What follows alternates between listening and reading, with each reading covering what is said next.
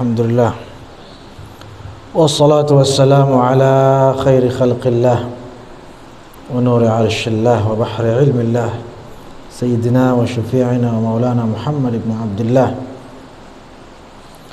wa alihi wa sahbihi wa man tabi'ahu wa wala. Amma ba'du, wa minha anna at-ta'adduba ma'ahu sallallahu alaihi wasallam sirru qabulil a'mal wa miftahun nasri 'ala al-a'da. Min khasais, di antara khususiat keistimewaan keagungan baginda Rasul sallallahu alaihi wasallam bahwa menjaga adab sama beliau itu menjadi dapat mempermudah diterimanya segala amal ibadah. Bahkan wa miftahun nasri 'alal a'da, bahkan memudahkan dalam mengalahkan para musuh. Apa hubungannya coba? Kita jaga adab sama Nabi, amal ibadah kita diterima, dan musuh kita kalah sama kita, musuh Islam terutama. Sekarang kita ketahui, faqad qala ta'ala, Allah subhanahu wa ta'ala berfirman, ya ayyuhalladzina amanu la tarfa'u aswatakum fawqa sawtin nabi wa la tajharu lahu bil qawl kajahri ba'dikum li ba'din an tahbata a'malukum wa antum la tash'urun. Surat Al-Hujurat. Wahai orang-orang beriman, jangan angkat suaramu di atas suara Nabi, dan jangan mengeraskan perkataanmu kepada beliau sebagaimana kamu mengeraskan bicaramu dengan sesamamu. Mengapa? Kalau tidak, maka runtuhlah amal ibadahmu wa antum la tash'urun, sementara kamu sekalian tidak menyadarinya. Ayat ini jelas. Kita disuruh jangan mengangkat suara, jangan berpendapat di atas pendapat Nabi, jangan mengeraskan. Itu perintah apa? Perintah menjaga adab. Bukan perintah sholatlah, puasalah, zakatlah. Ayat ini disuruh kita untuk jaga adab sama Nabi. Apa kata Allah? Kenapa adab ini diperintahkan? Supaya tidak tahbata a'malukum, tidak runtuh amal ibadahmu. Berarti orang yang tidak jaga adabnya sama Nabi, sia-sia amal ibadahnya. Kan begitu artinya. Orang yang tidak menjaga adab sama Nabi, sia-sia amal ibadahnya. Walaupun kasat mata paling rajin ke masjid, kasat mata semua yang dilakukan Nabi dilakukannya, kasat mata sunnah-sunnah Nabi dilakukan semuanya, kasat mata maksiat ditinggalkan, tetapi tidak menjaga adabnya sama Nabi. Tetapi dia mengatakan tidak perlu mengucapkan Sayyidina. Dia mengatakan jangan puji Nabi.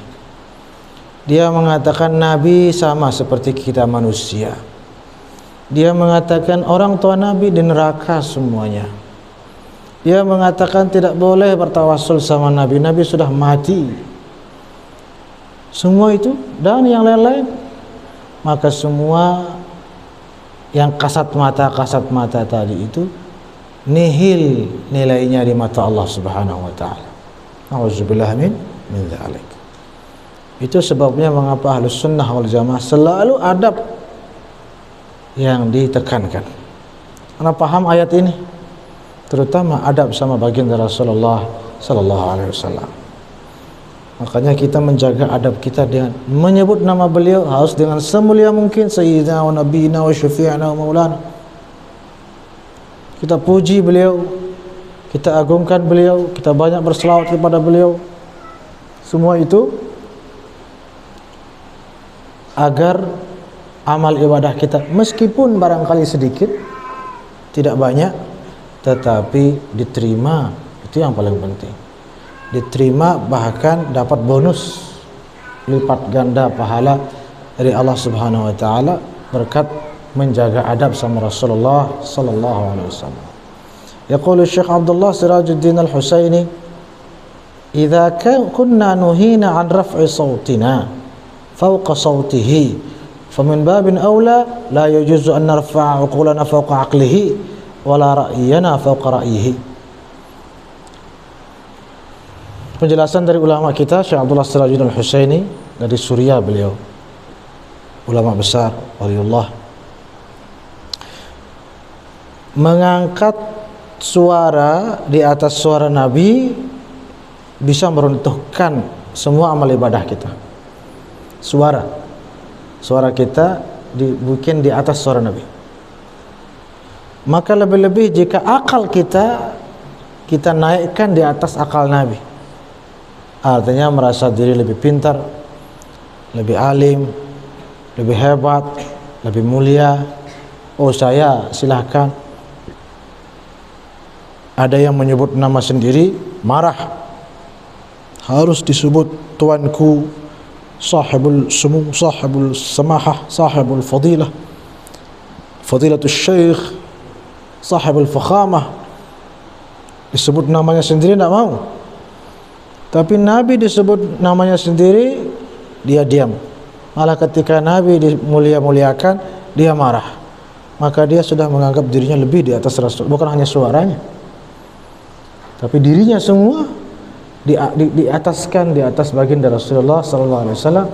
Maka mungkin apalagi yang hancur itu? Bukan amal ibadahnya lagi, mungkin semuanya juga akan hancur itu di api neraka. Nauzubillah min dzalik. Wa minal adabi ma'ahu alla nunadihi bismihi, dan di antara menjaga adab kepada beliau, jangan menyebut beliau nama beliau sendiri, Muhammad saja. Fa naqulu ya Muhammad, ya hai Muhammad, itu tidak adab. Kama fi Ghayatus Sul, sebagaimana dalam kitab Ghayatus Sul oleh Ibnul Mulaqqin,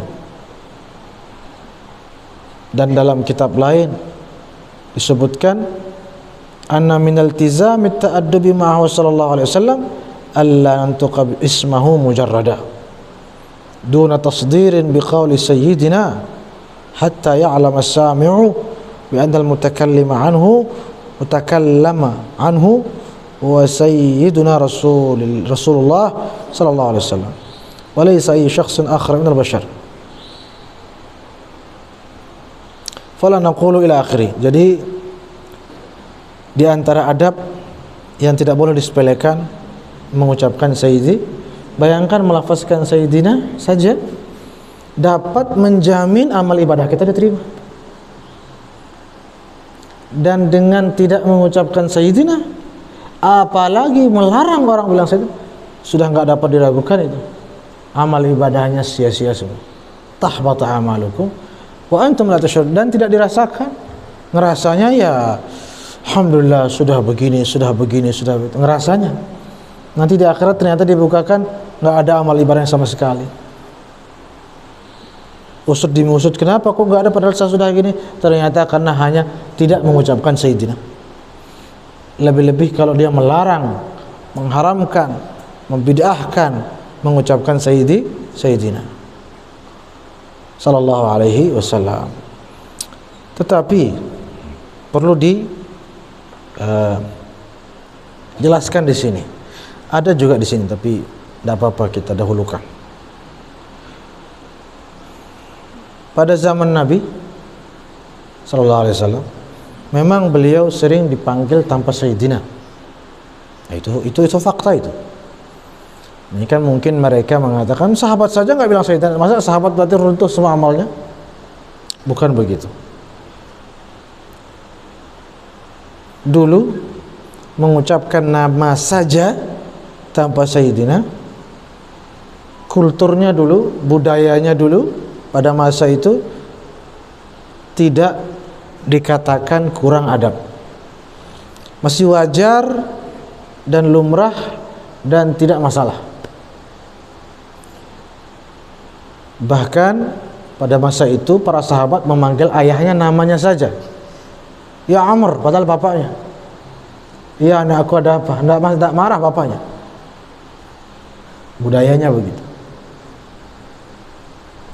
Maka pada saat itu tidak bisa dikatakan sahabat tidak adab. Paham? Lagi pula nama Muhammad itu sendiri sudah mengandung pujian. Karena Muhammad artinya apa? Yang terpuji. Ya Muhammad itu artinya wahai yang terpuji.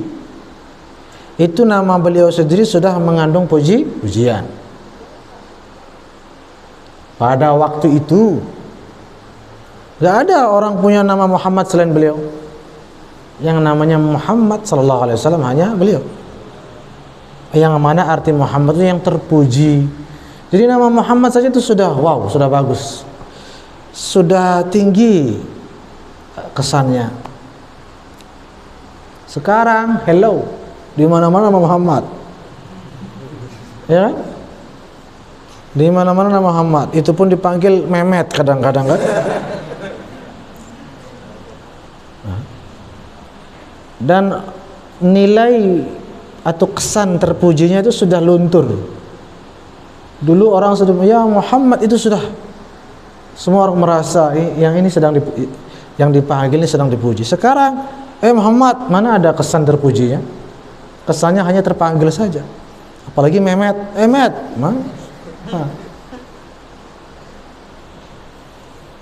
Maka sekarang ini menyebut Muhammad saja tidak mengandung unsur pujian. Karena banyak nama Muhammad. Dan orang tidak lagi mengerti apa itu arti Muhammad. Mana dia tahu arti Muhammad? Apa arti Muhammad tidak tahu. Itu nama Nabi kita, itu aja dia bilang. Karena sudah hilang, luntur makna atau kesan pujian itu, maka harus ada sesuatu yang memberikan kesan itu. Ditambah lagi dengan pada masa sekarang ini banyak orang yang disebut namanya itu dengan banyak embel-embel. Bahkan zaman sekarang kalau menyebut nama saja suul adab. Nah, menyesuaikan. Sama seperti masjid. Ada yang bilang masjid kenapa kita bikin mewah-mewah? Di zaman Nabi masjid itu ya Allah ya kan. Ayo mau bikin masjid kayak zaman Nabi. Berarti kan sama. Jangan bilang Nabi dan sahabat tidak memegahkan masjid dulu, jangan bilang begitu. Megah masjid pada masa itu. Pada masa itu disesuaikan. Bagaimana kondisi-kondisi rumah pada waktu itu? Biasa sekali, rumah Nabi saja sangat biasa. Dan umumnya para sahabat biasa, umumnya umat manusia biasa. Sehingga membuat atau membangun masjid menyesuaikan. Dia lebih apanya sedikit sudah lebih mewah, betul apa tidak? Sekarang lihat rumah-rumah, ya Rabbi, macam bentuknya, macam ada yang gentengnya mengkilat, ada yang kacanya luar biasa, ada yang tingkat berapa, belum lagi banyak sekali profil-profil, macam hiasan-hiasannya, ada yang gerbangnya gambar naga, patung naga di situ kan, macam kan. Belum lagi gedung-gedung, kantor-kantor, pabrik-pabrik, entah apalah, rumah sakit, apa saja, megahnya luar biasa, tinggi-tinggi. Maka masjid menyesuaikan. Sekarang kalau masjid dibiarkan sederhana, apalagi dipaksa seperti zaman Nabi, zaman sahabat, maka itu penghinaan kepada rumah Allah. Dibuat lebih rendah daripada yang lain. Nah, itu contoh. Maka ketika kita membuat masjid sekarang megah, kenapa? Tuntutan. Karena rumah-rumah megah. Masa rumah Allah kalah megah sama rumah-rumah manusia yang tidak karu-karuan? Harus rumah Allah lebih. Sebagaimana pada masa Nabi, sahabat juga begitu.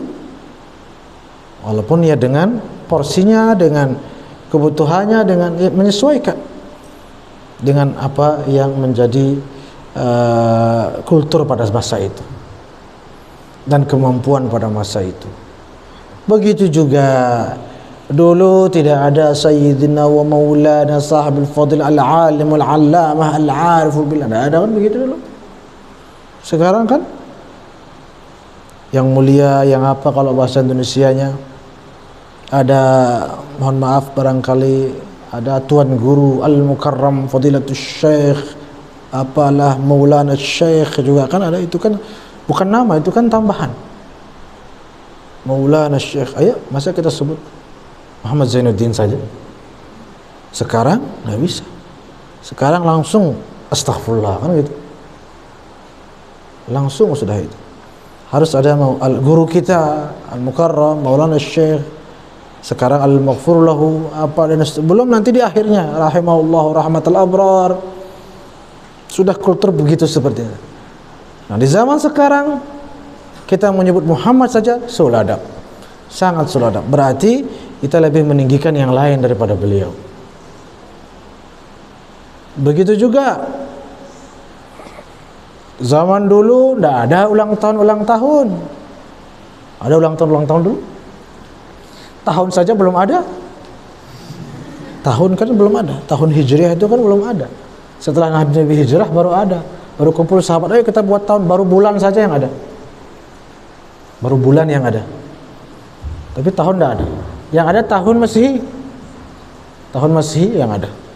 Itu pun nggak dipakai. Intinya nggak ada yang ulang tahun sudah nih. Nggak ada yang ulang tahun. Sekarang ayo, anak baru lahir umur setahun saja diulang tahunkan, betul? Ulang tahun yang ke-1 katanya.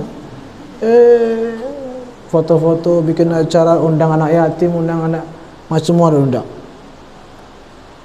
Bahkan undang tuan guru. Kadang-kadang undang tuan guru juga, zikirkan doa dalam rangka peringatan ulang tahun anaknya yang ke-1. Satu. Anak kecil. Belum yang dewasa-dewasa seperti kalian ini.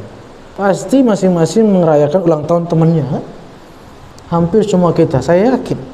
Semua kita di sini pasti merayakan ulang tahunnya. Kalau enggak merayakan ulang tahunnya, dirayakan ulang tahunnya sama temannya. Datang temannya yang kasih surprise kan, bawa telur apa segala macam pakan begitu. Ada begitu kalian begitu? Kalau zaman saya di Mesir itu sebulan sebelum ulang tahun Batur ini sudah disimpan telurnya, supaya bagaimana agar sebusuk mungkin itu telur. Begitu, jadi dikerjain, disiksa orang ulang tahun malah. Tapi kan supaya tidak bisa dilupakan kan gitu. Sampai begitu, belum lagi disiram pakai apa, belum ada yang bikin adonan segala macam. Ulang tahunnya, pokoknya ulang tahun tidak boleh selamat. Setersiksa mungkin harus dibuat gitu. Walaupun ya tetap canda gitu kan. Tapi begitulah. Sehingga orang yang tidak dirayakan ulang tahunnya ada kesan mengharukan di situ. Kesannya dia itu tidak diakui teman-temannya, tidak disukai, kan begitu. Zaman sekarang hampir semua orang dirayakan ulang tahunnya. Atas dasar apa? Cinta. Kalau kita cinta sama seorang, salah satunya kita merayakan ulang tahunnya. Bahkan lebih dari itu, merayakan misalnya kayak hari pernikahan, kayak hari apa. Itu juga diperingati. Zaman sekarang sudah banyak peringatan. Nah, di zaman sekarang seperti ini, semua orang kita rayakan ulang tahunnya. Baginda Nabi tidak? Itu pertanyaan. Kita harus tunjuk, kalau kita menunjukkan cinta kita, salah satunya dengan merayakan ulang tahun teman kita. Sehingga kalau kita tidak rayakan ulang tahunnya, dipertanyakan cintanya. Betul apa tidak? Apalagi yang sudah berpasangan, hati-hati, jangan sekali-kali lupa tanggal lahir istrinya. Jangan. Panjang urusannya sampai kiamat itu. Nggak akan selesai. Bisa ke pengadilan sudah itu. Bisa pergi kantor polisi itu. Kalau sampai lewat hari ulang tahun istrinya lalu tidak ada ucapan-ucapan, udah tamat riwayatmu sudah. Ya, itu. Tidak boleh. Begitu juga sama teman sama apa, sedih dia nanti. Kalau ada yang merasa spesial di hati orang lain, ternyata di hari ulang tahunnya nggak ada ucapan, sedih dia. Zaman sekarang kan begitu. Zaman sekarang sudah menjadi kultur mengekspresikan rasa suka, rasa sayang, rasa cinta, salah satunya dengan itu. Maka jika memang itu salah satu tanda menunjukkan cinta, tunjukkan pula bahwa baginda Nabi yang paling dicintai di antara semua orang. Hatta akuna habba ilaih min waladihi wa waladihi wan nasi ajma'in. Maka kalau semua kita rayakan ulang tahunnya, lebih-lebih harusnya baginda Rasulullah SAW harus lebih dahsyat, lebih besar acara perayaan ulang tahun beliau yang kita sebut dengan Maulid baginda Rasulullah SAW. Ya, kira-kira seperti itu agar kita lebih tidak terpengaruh, tidak goyah kalau mendengar orang bilang Nabi aja, sahabat aja enggak panggil Sayyidina. Nabi aja enggak ajarkan Allahumma sholli ala Sayyidina Muhammad. Nabi aja Allahumma sholli ala Muhammad. Sahabat pun baca, nah enggak mudah terpengaruh oleh itu. Tapi sudah dipaham. Dan kasih tahu dia, pahamkan dia. Ngaji sementon, ngaji bilang. Supaya tahu bahwa zaman dulu beda situasi dan tuntutannya. Fataswidu ismihi sallallahu alaihi wasallam matlubun hatta fi salati ay fi tashahhudi amalan biqaulihi subhanahu litu'minu billahi wa rasulihi wa tu'azziruhu wa tuwaqqiruhu ay tu'azzimuhu wa tahtarimuhu wa tahabuhu hadha kulluhu yaqtadi an yaqrina ismuhu al-karim bis-syari ila akhirih. Ila akhirih. Ala kulli hal, permasalahan Sayyidina ini bukan permasalahan baru, sudah banyak ulama menjelaskan, kalian juga sudah insyaallah paham, maka tidak perlu kita panjang lebar soal Sayyidina ini. Kadang-kadang kita tidak pakai Sayyidina seperti yang berupa syair. Itu namanya daruratus syair. Misalnya qasidah Muhammadiyah. Muhammadun asyraful a'rabi wal ajami Muhammadun khairu man yamshi ala. Itu syairnya begitu. Coba kasih Sayyidina, kacau dia kan. Sayyidina Muhammadun asyraful a'rabi wal ajami Sayyidina Muhammadun kan. Itu daruratus syair, itu tidak masalah, dimaafkan. Allahumma salli ala Muhammad, ya Rabbi sallallahu ala Muhammad sallallahu, kalau lagi ngurisan kan. Itu sudah karena nadanya lagunya, jadi ya enggak apa-apa, dimaafkan. Kalau dikasih Sayyidina agak berat, agak nadanya jadi perlu dirubah atau bagaimana, bagailah repotnya. Jadi sudahlah, enggak apa-apa, itu saja. Tapi kalau misalnya kita lagi berbicara, bercerita, membaca, itu kasihlah Sayyidina. Termasuk ketika dalam sholat, termasuk dalam ketika kita khutbah, tak terkecuali ketika kita azan. Asyhadu anna sayyidana Muhammadan Rasulullah. Itu juga boleh, bahkan dianjurkan dengan beberapa dalil, antara lain. Di sini kita pilih beberapa. Di sini saya kutip, masya Allah, baca sendiri banyak puluhan, belasan argumen mengapa kita mengucapkan Sayyidina baik di dalam sholat maupun yang lain-lain maupun di luarnya. Antara lain di sini nomor, dalam azan sendiri khususnya ada sebagian ulama atau sebagian yang tidak setuju. Tidak setuju. Ya sudah, tidak apa-apa. Tetapi sekedar tahu saja bahwa argumen yang yang berpendapat menambahkan Sayyidina dalam azan lebih kuat jauh, karena di antara salat dan azan lebih terikat salat, lebih terikat kan, nggak boleh bicara, nggak boleh apa. Azan kan masih bisa bicara, hayya 'alas shalah, apa ini? Oh, biasa ngebang nih dulu, kan tidak batal itu. Contoh. Nah itu itu tidak batal, tidak masalah. Masa Sayyidina jadi masalah? Iya kan? Kemudian sholat Nabi yang ajarkan langsung. Azan siapa yang ajarkan? Sahabat yang mimpi. Ya kalau yang diajarkan sama Nabi dengan penuh keterikatan itu kita tambah Sayyidina, masa ya ini yang lebih longgar kita takut tambah Sayyidina? Paham? Harusnya lebih santai menambahkan di situ. Lebih tidak masalah lagi seharusnya. Kemudian di dalam azan maupun iqamah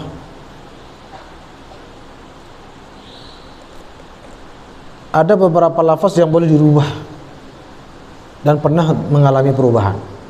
Contoh hayya 'alas shalah pernah dirubah menjadi apa? Sallu fi rihalikum, sallu fi buyutikum, kan begitu? Jika situasi sedang hujan atau apa pada zaman Nabi suruh rubah azanmu,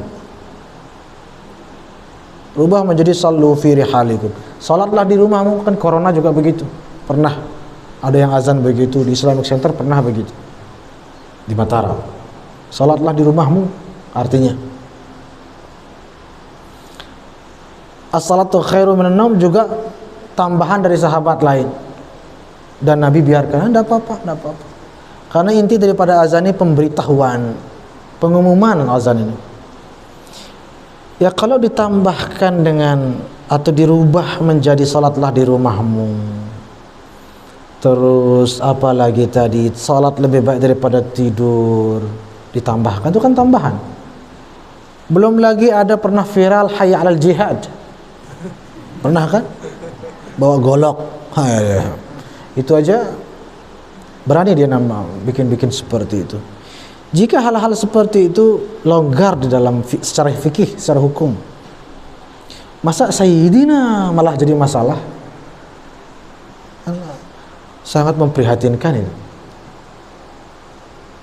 Berat mendengarnya saja, tidak terima gitu. Masa menambah Sayyidina yang artinya Tuhan kita, penghulu kita, baginda Nabi SAW, tidak boleh. Nah ini ada bibit-bibit Wahabi di situ. Ada bibit-bibit Wahabi di situ. Ya, dalam salat boleh, khutbah boleh, dan dalam azan sendiri boleh nambah ini nambah itu. Sayyidina tidak boleh. Dan kita juga menambah selama ini. Apa yang kita tambah, ada yang tahu? Innallaha wa malaikat, itu kan tambahan juga. Betul apa tidak? Sebelum azan itu innallaha wa malaikatahu yusholluna 'alan nabi ya ayyuhalladzina Allah, tambahan itu. Tidak ada masalah itu, tidak ada masalah itu.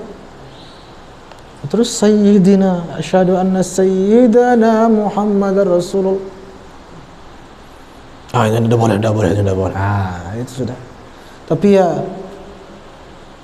dengan alasan atau pertimbangan lain, misalnya menghindari keributan masa, raja luwek dengan dia paham, tidak masalah, tidak usah sudah, daripada ribut.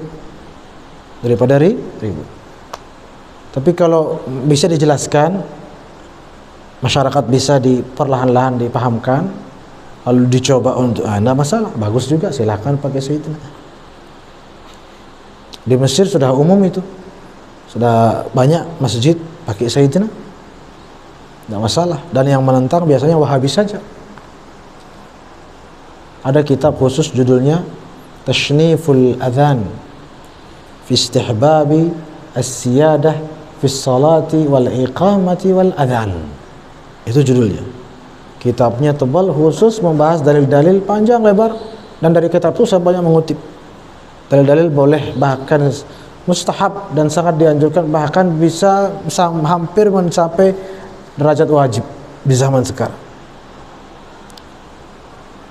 yaitu menambahkan sayyidina dalam salat, dalam azan maupun dalam iqamah.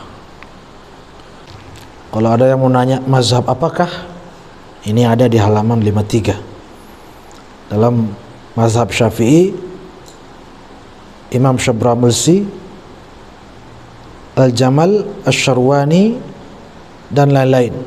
Itu mazhab Syafi'i, sunnah menambah sayyidina dalam azan. Dalam mazhab Maliki ada Syekh Abu Muhammad Abdul Qadir Al-Fasi dan lain-lain. Dalam semua mazhab, artinya ini juga bukan masalah baru. Sudah lama kitab yang saya sebut judulnya tadi dikarang tahun berapa itu, pengarangnya namanya Said Ahmad bin As-Siddiq Al-Ghumari radhiyallahu anhu, ulama Maroko, wafat tahun 1000 Hijriah. Udah berapa lalu? Kan sekarang sudah 1400. Itu sudah ada, sudah dibahas dari berbagai mazhab ikut. Jadi dalam semua mazhab, jika ada yang bertanya apa hukum menambah sayyidina azan, sunnah dalam semua mazhab, itu jawabannya. Walaupun tidak ijma', maksudnya dalam semua mazhab ada yang membolehkan, ada yang menganjurkan, ada yang tidak. Tapi dalam setiap mazhab ada ulama-ulama mu'tamad yang membolehkan, bukan membolehkan, menganjurkan. Maka itu sudah menunjukkan bahwa itu adalah satu hal yang mu'tabar, yang tidak boleh ditentang. Sudah mu'tabar dalam mazhab-mazhab fiqhiyah. Yang tidak tahu, yang menganggap itu masalah baru, dia saja yang baru tahu. Dia saja yang baru tahu. Makanya ada bedanya orang yang ada bedanya paham baru dengan baru paham. Kadang-kadang kita anggap paham baru padahal dianya yang baru paham. Ini paham baru nih, Anda yang baru paham. Sudah dari dulu orang paham ini, sudah dari dulu tuntas di mana-mana, tidak ada masalah di mana-mana. Anda saja yang baru paham. Syukur-syukur kalaupun paham itu. Jangan-jangan tidak paham juga. Lalu menuduh ini paham baru. Kadang-kadang begitu. Kurang piknik biasa yang begitu. Kurang piknik. Kalau dia piknik keluar ke Mesir, ke Maroko, ke Tunis, ke Libya, ke Suriah, maka dia akan terbuka cakrawala berpikirnya. Dia ngerap saja. Akhirnya semuanya paham baru bagi dia. Yang baru dianggap sesat. Dianggap oh ini tidak pernah kita dengar dan lain sebagainya. Anda saja yang kurang piknik, tidak pernah jalan-jalan maksudnya. Coba dia jalan-jalan, maka tidak akan ada yang aneh bagi dia. Yang pernah kami mendengar ada suatu kisah bahwasanya ada seorang sahabat yang meminum beberapa tetes darah Rasulullah SAW. Kemudian Rasulullah mengatakan kepada sahabat tersebut bahwa dia tidak akan disentuh oleh api neraka. Lantas bagaimanakah dengan orang-orang yang berasal dari keturunan Rasulullah SAW yang di mana di dalam diri mereka ada darah suci bagi Rasulullah SAW? Dan bagaimanakah hukum menikahi keturunan beliau? Jangan sok-sokan deh mau nikah. Ya? Insyaallah enggak laku di beliau-beliau. Begini, bukan persoalan minumnya, bukan persoalan darahnya, tapi persoalan hati, kecintaan, kerinduan orang yang melakukannya. Orang yang meminum darah itu, dia meminum darahnya karena ada dorongan atau atas dasar cinta yang luar biasa, yang tak terkira, yang tiada tara. Itu sebenarnya yang membuat dia menjadi, darah itu menjadi besar berkahnya bagi dia, besar manfaatnya bagi dia. Ada karamah salah seorang waliullah Syekh Ibrahim Al-Qurashi Ad-Dasuqi radhiyallahu anhu. Beliau pernah sedang disuguhkan makanan bersama murid-murid beliau. Makanan banyak. Tiba-tiba ada murid yang ngasih tahu beliau, Syekh, makanan ini ternyata ada racunnya. Bagaimana Syekh? Tolong jangan dimakan. Apa kata Syekh? Samullah wa kulu. Sebut nama Allah dan makanlah. Tidak peduli. Hanya para murid-muridnya semua menyebut nama Allah dan memakan, dan tidak ada yang kenapa-kenapa. Semuanya sehat walafiat. Tidak mempan racunnya. Karamah waliullah. Pertanyaannya, kenapa mereka tidak kenapa-kenapa yang makan ini, murid-murid ini? Jawaban yang paling tepat adalah karena keyakinan mereka sama wali tersebut. Paham? Karena husnuzan dan yakinnya sama waliullah itu. Coba ada yang meminum tetapi ragu-ragu, mati dia. Kenapa? Karena dia tidak dapat dia keberkahan gurunya, karomahnya tidak mempan di dia, karena dia ragu. Tapi yang yakin minum, selamat dia. Yang bikin selamat itu sebenarnya keyakinan dia terhadap walinya atau gurunya. Itu yang sesungguhnya terjadi. Makanya kalau ada yang minta, itu keyakinannya, minta doa sama saya, minta berkah sama saya, ngasih air dan lain sebagainya, saya layani. Dan kenapa saya layani? Bukan karena saya bilang, oh iya dong, sini saya kan ada berkah pasti, doa saya makbul, sini tidak apa-apa. Bukan karena itu. Tapi saya yakin, keyakinan saya di mana?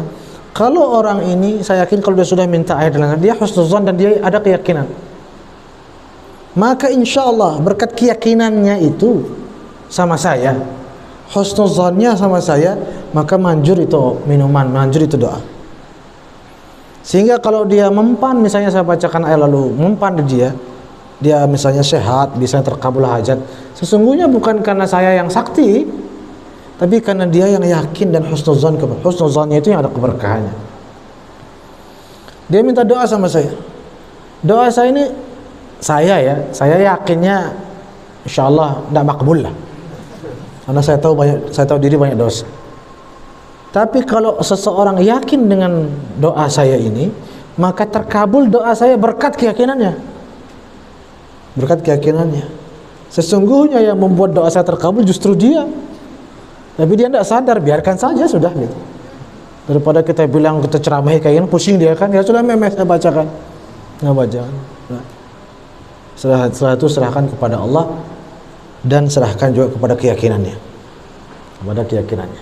Insya Allah dia yakin, dia husnuzan, berkat itu Allah berikan. Bukan berkat saya sebenarnya, tapi berkat keyakinan dan husnuzannya. Ya, itu seperti itu. Maka begitu juga. Kenapa? Bukan soal darahnya, tapi soal keyakinan, kecintaan orang yang meminumnya, sahabat yang meminumnya. Paham atau tidak? Maka begitu juga terkait dengan keturunan. Iya, kalau keturunannya ini mengikuti jejak baginda Nabi sallallahu alaihi wasallam, oh jelas sangat-sangat mulia, sangat-sangat luar biasa. Tapi kalau tidak, dan itu mungkin, bukan mustahil, karena memang kema'asuman baginda Nabi sallallahu alaihi wasallam tidak turun kan? Tidak turun. Yang turun itu ya ilmunya, akhlaknya, misalnya keberkahannya bisa turun, termasuk darahnya, maksudnya nasab biologisnya. Tapi ma'asumnya kan tidak. Maka tidak mustahil keturunannya melakukan kesalahan, bahkan kesalahan besar sekalipun. Nah, mustahil itu secara akidah. Nah, yang seperti itu ya, maka dia justru, apa kata ulama kita, lebih besar dosanya bila dilakukan oleh keturunan Nabi. Dosa yang sama, dan apabila dia berbuat baik, pahalanya lebih besar. Ya, apabila dia berbuat kesalahan, dosanya lebih besar lagi, lebih berlipat. Nauzubillah min dzalik. Jadi kembali kepada orangnya lagi. Orangnya. Keyakinannya, kecintaannya, ketaatannya, tetap itu nomor satu. Tidak semata-mata kayak tadi darah ataupun nasab, ataupun tidak semata-mata. Itu mulia, tapi tidak itu semata-mata. Harus disertai, diiringi, dibarengi dengan kecintaan, ketaatan, mengikuti jejak, meneladani akhlak dan seterusnya. Baru darah tersebut menjadi mulia. Jika tidak, ya luntur kemuliaan itu, walaupun kita tetap berkewajiban menghormati dan mencintai. Itu satu hal yang berbeda. Soal menikahi secara fikih tidak haram, sah, halal, tapi ada namanya kekufuan saja. Kufu itu kan juga termasuk, walaupun tidak menjadi syarat sah pernikahan, tapi yang dianjurkan di dalam Islam, ya kan? Yang kufu. Nah, ini kan termasuk kekufuan juga. Mohon maaf, lalu sama baik kan gitu. Anak orang kaya dengan anak orang kaya, atau anak orang terpandang dan anak terpandang, itu kan juga dibenarkan dan didukung dalam Islam. Ya, walaupun tidak wajib, tidak wajib, tapi didukung dan dianjurkan demi maslahat rumah tangga itu sendiri, suami istri itu, supaya nggak ribut di kemudian hari hanya karena hal-hal begitu, ya kan? Maka begitu juga yang keturunan dengan keturunan Rasulullah dengan keturunan Rasulullah, Sayyid dengan Syarifah namanya. Dari segi kekufuan, ya itu lebih utama yang sama-sama. Tapi kalau secara fikih halal, sah nikahnya, tidak haram, tidak berdosa gitu, menurut ulama kita yang insyaallah rajih. Mana lebih mustajab, mendoakan orang disertai dengan memberitahukan padanya, atau mendoakan orang tanpa memberitahukan? Ad-du'a ala dhahril ghaib, ya. Ad-du'a ala dhahril ghaib itu kan termasuk doa yang la yurad, doa yang tidak ditolak alias dikabulkan.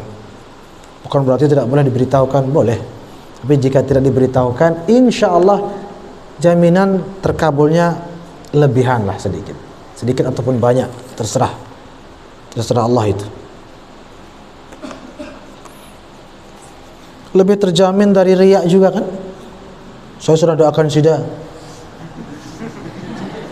kan nanti ada potensi jadi sombong, jadi merasa berjasa, orangnya jadi nggak enakan. Misalnya dia lulus atau apa, datang kita setiap hari saya doakan sudah, katanya. Terus itu ada maunya kan seperti itu. Berarti kan dia ingin mengatakan, kalau saya nggak doakan saya sudah lulus. Berkat saya doakan sudah lulus, kan itu maksudnya. Berarti kan dia cari muka, dia cari imbalan, mungkin kan mau dibayar pakai apa gitu, Allahu a'lam. Lebih aman tidak usah ceritakan. Coba tidak lulus, tidak mungkin ceritakan. Berarti kan ada unsur-unsur apa di situ, Allahu a'lam.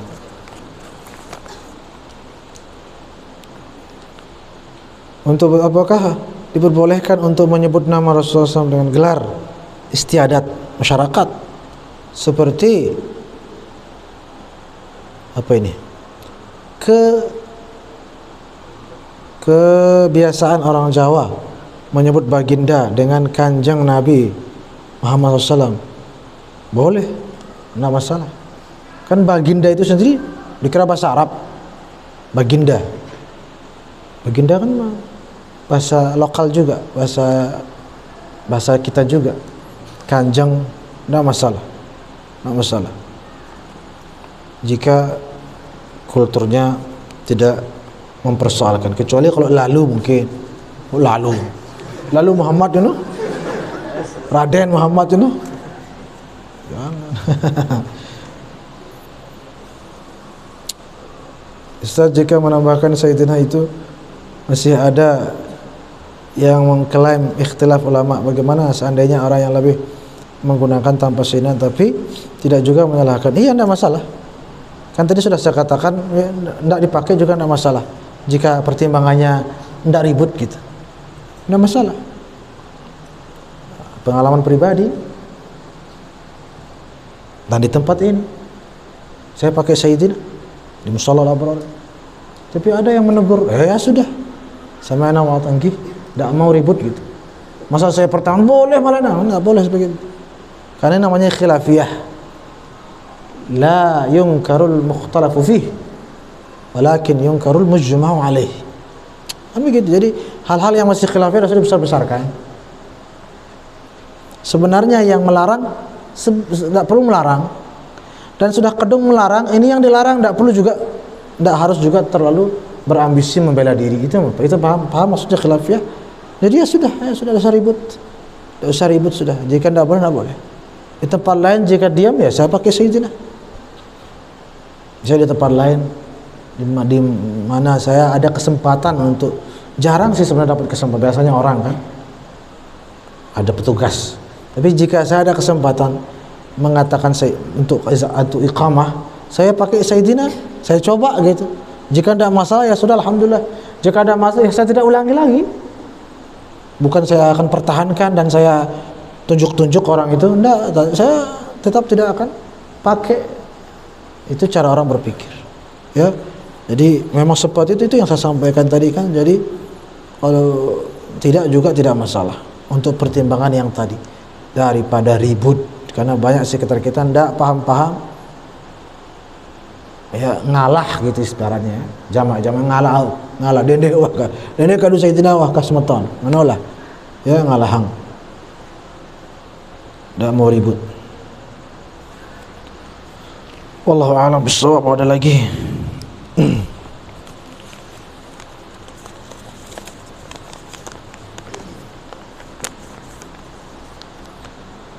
Mengapa kita wajib mengucapkan sallallahu alaihi wasallam apabila nama baginda Nabi Muhammad SAW diucapkan, disebut? Sedangkan apabila disebutkan kata Allah, tidak diwajibkan untuk menambahkan kata subhanahu wa ta'ala. Subhanahu wa ta'ala itu kan kita menyebut bahwa maha suci Allah dari sifat-sifat buruk. Allah yang maha suci daripada sifat-sifat buruk. Itu subhanahu wa ta'ala. Tapi kalau kita menyebut nama Nabi Muhammad sallallahu alaihi wasallam, beliau ini kan manusia. Dan beliau ini, jadi begini, saya ini manusia apa tidak?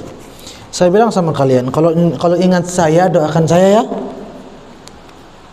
Paham? Kalau ingat saya, doakan saya. Jangan nggak doakan saya. Jangan nggak doakan saya. Pelit kamu kalau nggak doakan saya. Wajar nggak itu? Wajar apa tidak? Sehingga kalau ada yang menyebut nama saya, mudah-mudahan beliau sehat walafiat, mudah-mudahan beliau panjang umur. Kan begitu? Kalau saya tahu orang menyebut nama saya lalu tidak mendoakan saya, kecewa saya. Kenapa saya nggak doakan saya? Pelit sekali, saya doakanlah saya. Paham apa tidak? Nah, itu yang terjadi. Rasulullah SAW meminta kepada doakanlah saya, berselawatlah kepada saya. Toh juga manfaatnya untuk kalian. Kalau sebut nama saya, selawatlah kepada saya, karena manfaatnya kepada kalian. Dan semua gerak-gerik kita beliau tahu. Jadi kalau kita menyebut nama beliau tidak berselawat, kecewa beliau. Kenapa kamu tidak selawat sama saya? Kenapa kamu tidak berselawat kepada saya? Kamu tidak tahu kalau nikmat Allah itu lewat saya baru sampai ke kamu. Kenapa kamu pelit tidak mau selawat? Semua nikmat Allah yang sampai ke kamu lewat saya. Kok kamu tidak selawat? Mana adabmu, mana balas jasamu? Kok tidak ada sama sekali? Selawatlah kepada aku. Paham apa tidak? Jadi itu yang terjadi. Kita mengucapkan sallallahu alaihi wasallam, kita sebagai tanda syukur kita kepada Allah atas nikmat dianugerahkan kepada kita baginda Rasulullah sallallahu alaihi wasallam, yang mana dengan sebab beliaulah nikmat Allah itu sampai kepada kita, dan dengan selawat kepada beliaulah nikmat itu semakin banyak sampai kepada kita. Jadi jangan di sini dibandingkan, terus dikira Allah kecewa gitu. Ketika kita memuji ciptaan, sesungguhnya kita memuji penciptanya. Kalau saya memuji kopi ini, sesungguhnya yang terpuji siapa? Yang membuatnya. Maka ketika kita memuji Nabi setinggi langit, setinggi-tingginya, maka sesungguhnya yang terpuji siapa? Penciptanya, Allah Subhanahu wa ta'ala. Ketika kita terus-menerus berselawat kepada beliau, sesungguhnya yang dilaksanakan perintahnya siapa? Allah Subhanahu wa ta'ala yang mengatakan, ya ayyuhalladzina amanu sallu alaihi wasallimu taslima. Dan Nabi sendiri tekankan, pelit yang menyebut nama aku lalu tidak berselawat kepada aku, itu orang enggak tahu balas budi. Orang yang begitu tuh enggak mau selawat, apalagi nyebut nama saya, kan begitu. Adapun Subhanahu wa ta'ala itu hanya tanzih saja, pernyataan bahwa kita menunjukkan bahwa yang kita sebut namanya ini adalah zat yang maha suci dari segala kekurangan dan lain sebagainya. Wallahu a'lam bishawab.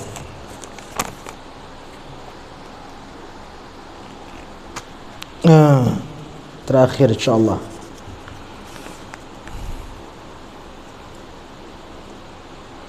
mengacu pada hadis yang berbunyi, barang siapa yang membunuh kafir zimmi, maka dia tidak akan mencium bau surga. Apakah orang kafir zimmi juga mendapat syafaat Nabi kelak di akhirat? Ini kajian, apa hubungannya? Kafir zimmi tidak wajib, tidak boleh dibunuh. Terus apa hubungannya dengan kafir zimmi dapat syafaat kelak di akhirat? Tidak ada hubungannya. Tidak ada hubungannya. Maksudnya kenapa ada pertanyaan berkait begini? Tidak ada hubungannya. Orang yang mendapatkan syafaat adalah umat Rasulullah sallallahu alaihi wasallam. Sudah keputusannya begitu. Yang bukan umat beliau alias yang tidak muslim, tidak mengucapkan la ilaha illallah Muhammadur Rasulullah, tidak berhak mendapatkan syafaat beliau. Sedangkan umat beliau saja tidak semua dapat syafaat beliau. Man lam yu'min biha lam yakun min ahliha. Orang yang tidak percaya ada syafaat tidak berhak dapat syafaat.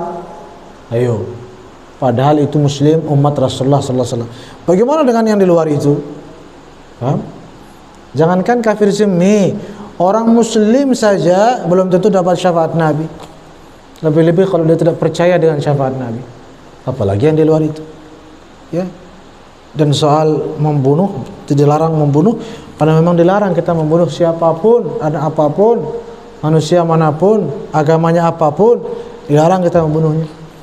Yang wajib, yang boleh dibunuh hanya satu, namanya kafir harbi, yaitu orang kafir yang menyerang kita, memerangi kita dan terus berusaha untuk membunuh kita. Itu saja ya boleh dibunuh dalam konteks membela diri. Sesungguhnya dia berhenti membunuh orang itu, berhentilah kita juga menyerangnya. Wallahu a'lam. Apa lagi terakhir? Dari tadi terakhir ada saja yang datang dan menggunakan kata Sayyidina berdasarkan dalil ulama, dan orang-orang Wahabi juga pernah saya dengar melarang kata Sayyidina berdasarkan dalil-dalil. Kemudian kita menyalahkan mereka dan mereka menyalahkan kita. Apakah boleh kita menyalahkan orang-orang yang berdiri di atas dalil-dalil? Bukan masalah dalilnya, tapi masalah pemahamannya terhadap dalil itu.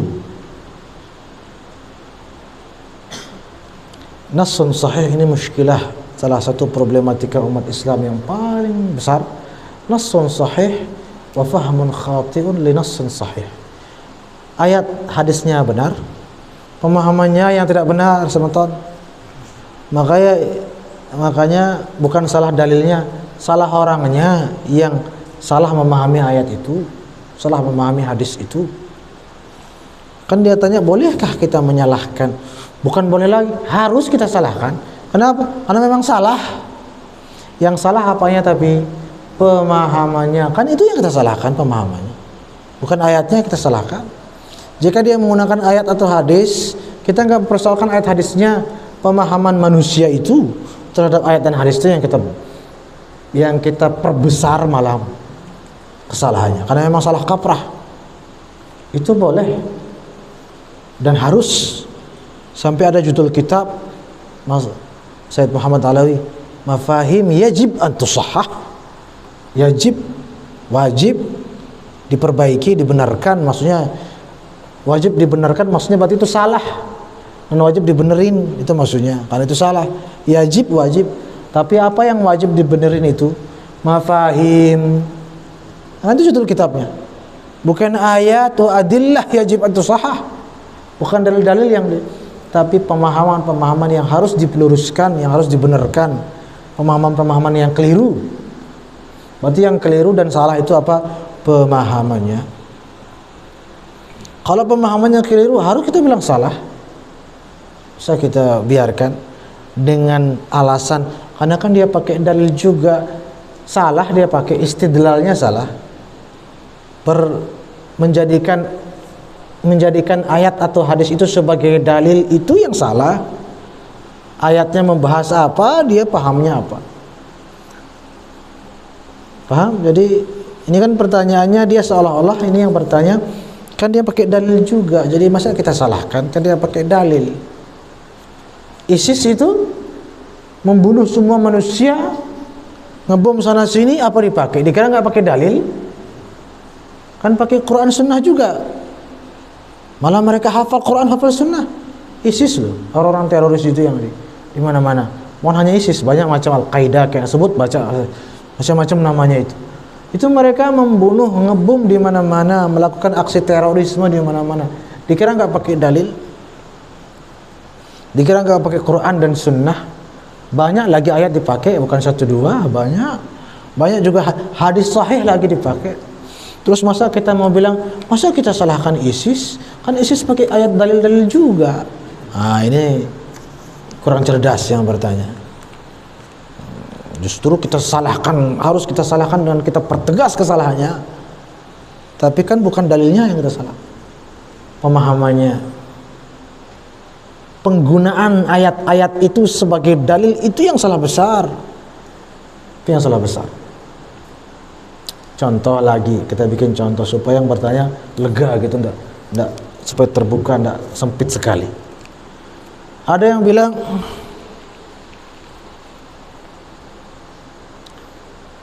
gak usah sholat, celaka orang yang sholat. Ayo, kok gitu? Apa dalilnya?